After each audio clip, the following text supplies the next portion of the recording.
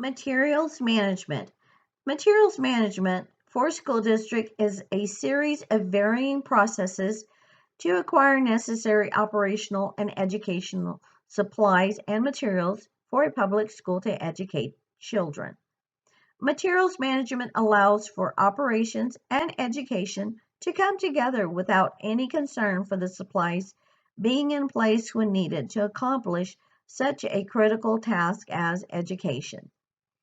It is strategic and, if properly utilized, and is proactive. The overall inclusive processes allow for planning and preparing in advance for future purchases of the needed goods or services.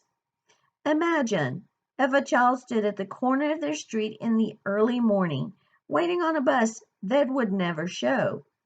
When walking into a school building with students and staff, there's no furniture or other supplies. The temperature in the facility is unacceptable due to no parts to repair the rooftop units. There are no desks in the administrative offices for the school administrative assistant or file cabinets to store student records. Then walking into the cafeteria, students are standing in line waiting for food, which is not served because the food did not get delivered or prepared due to the lack of pots, pans, or stoves. From there, the next visit is the classroom without student desks or chairs, whiteboards, overhead projectors, pencil sharpeners, bookcases, textbooks, bulletin boards, the United States and Texas flags to show allegiance. There are no math manipulatives, classic novels, or beakers. Materials management exists to ensure such occurrences never occur and is a significant component in helping education to happen.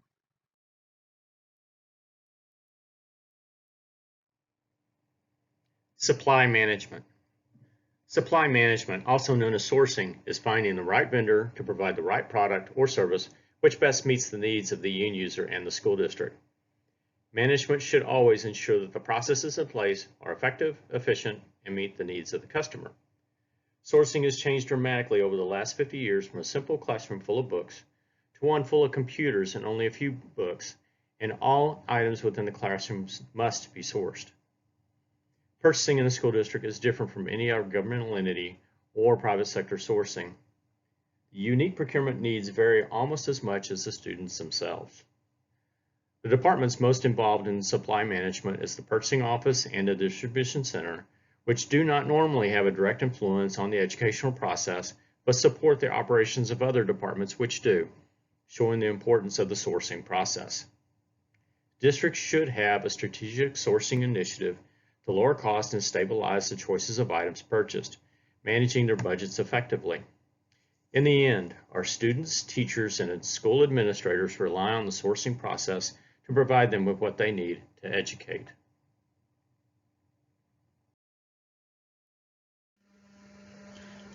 Law and policy. School districts are entrusted with state and federal money so that they may acquire the necessary items and tools in order to provide students with a proper education. State and federal laws have been established, and the districts typically create local policy around those laws. A publication widely used by school districts, the Financial Accountability System Resource Guide, or FASRAG, is designed to assist with creating manuals and checklists.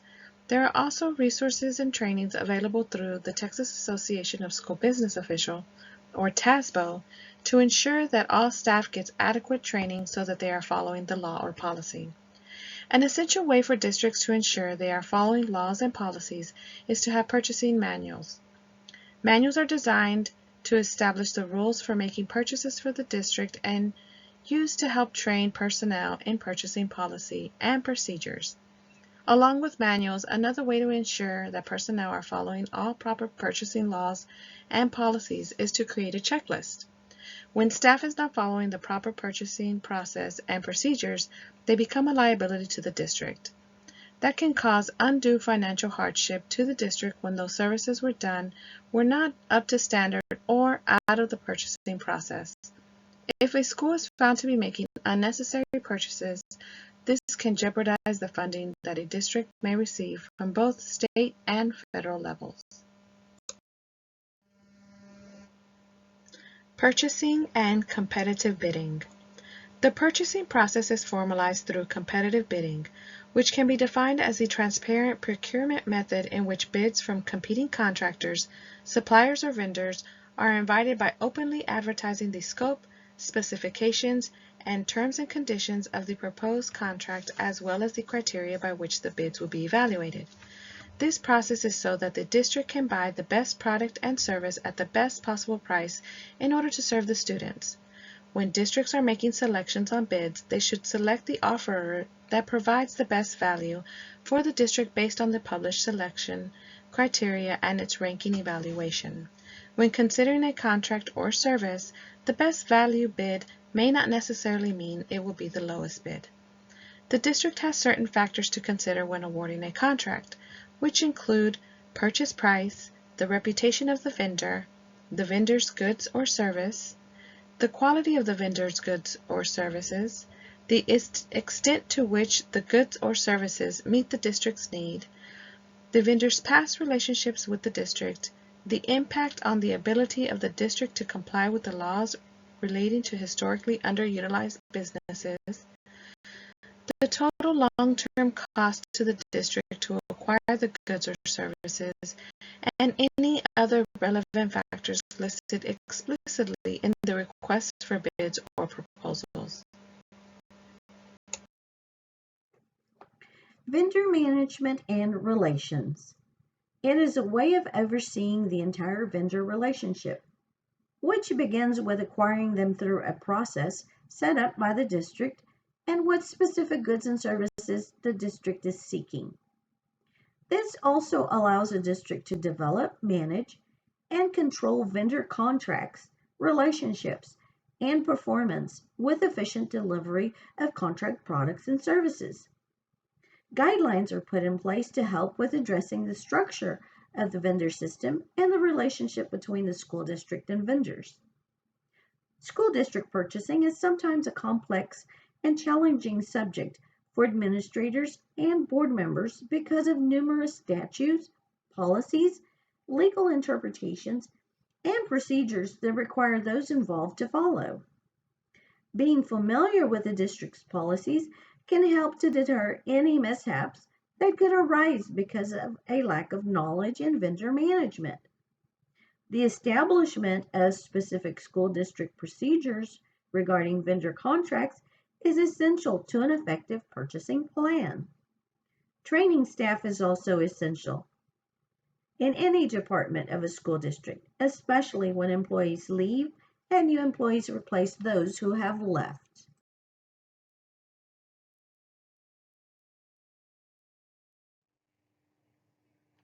Warehouse and distribution operations.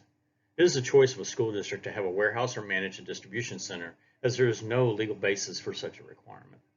A warehouse can be defined as simply a building housing supplies, materials, and equipment, which may also include staff to oversee the facility. A distribution center is a warehouse with various operations which support the needs of the district and the classroom.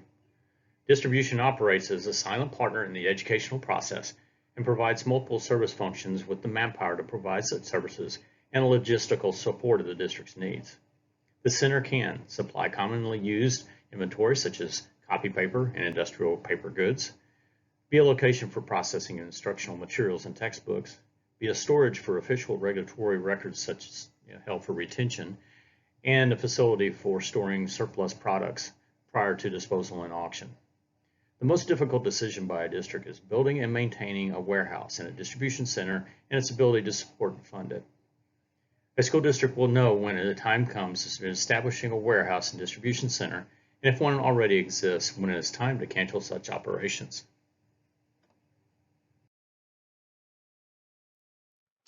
Property disposal, real and personal. Surplus property is defined as real or personal property to include furniture and equipment inventory that is not needed by the school now or in the future. Real property is referred to as the land and those things that are permanently attached to the land. District policy states that the purchasing department is responsible for all personal property, including furniture and equipment that is declared to be surplus. The disposal of any school property must be for the benefit of the school district and consistent with ethical business principles. If for some reason the purchasing department determines that there is not a market for the item or the cost of utilizing one of the methods of disposal would outweigh the value of the item, the purchasing department may dispose of the item by destruction or discard. Maintaining a system to provide for the pickup, transfer, and disposal of all surplus property is helpful as well. Periodically inventorying personal property the district owns is an excellent way to ensure fiscal accountability and efficient business practices.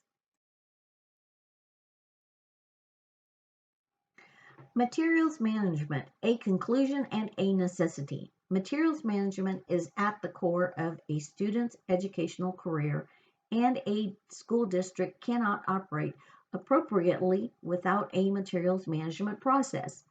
A district is best served if its administration takes a serious inspection of how it handles its supply needs. In order to achieve compliance with laws and policies, and integrity and trust in the process, there must be effective practices in place.